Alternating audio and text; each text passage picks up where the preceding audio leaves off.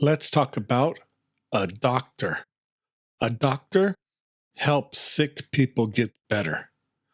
Doctors study for many years.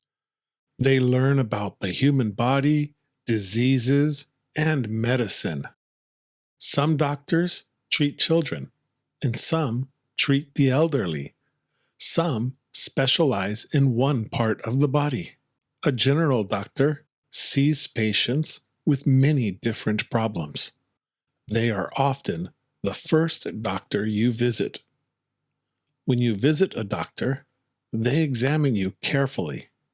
They ask questions and use tools to check your body. A doctor uses a stethoscope to listen to your heart and lungs. It is an important tool in medicine. Doctors treat patients with medicine, rest, or sometimes surgery. They choose the best treatment for each person. Surgeons are doctors who perform operations.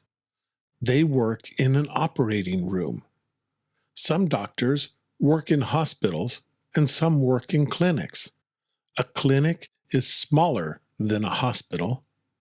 Doctors work long hours, including nights and weekends.